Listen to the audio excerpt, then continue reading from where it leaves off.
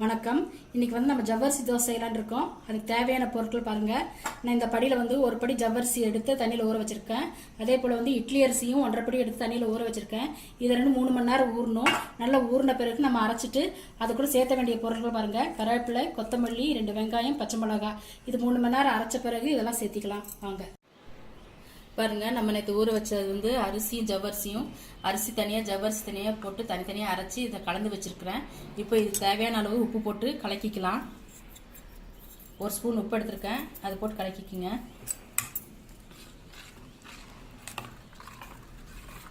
பாருங்க, நல்லா கலக்கியாச்சு.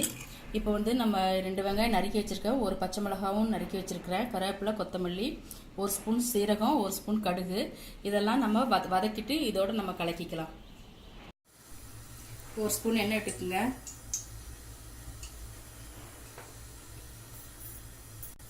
எண்ணெய் காஞ்சிச்சு, கடுகு போட்டுக்குங்க.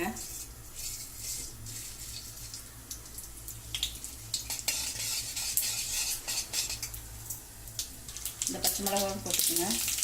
பச்சை மிளகாய், கருவேப்பிலை, இந்த வெங்காயம் 2 வெங்காயம் நறுக்கி வச்சு அதை சேர்த்துக்குங்க.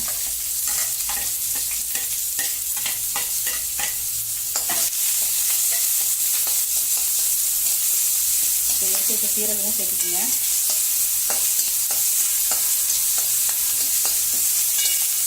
லேசாக வதங்கினா போதும்.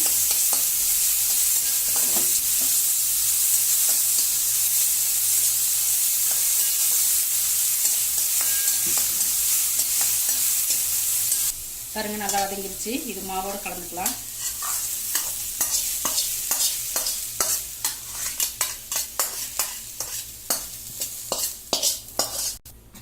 பாருங்க, நல்லா கலக்கிக்கணும். இப்போ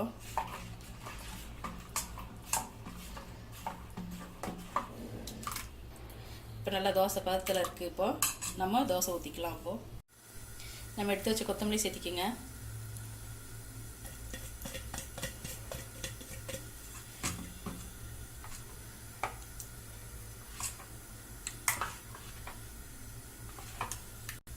பாருங்க, நல்லா கல் காஞ்சிச்சு.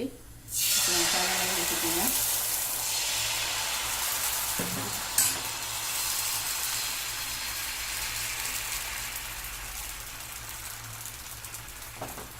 அடுப்பு சிம்மில் வச்சுக்கோங்க. எப்போவுமே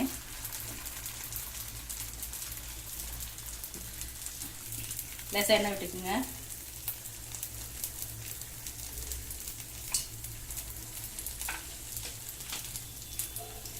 லேசாக திருப்பி விட்டுக்குங்க தோசையை.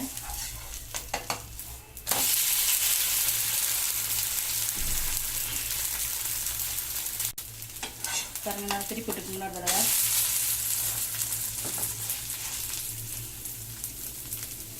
அடுப்பு சிம்லேயே இருக்கணும்.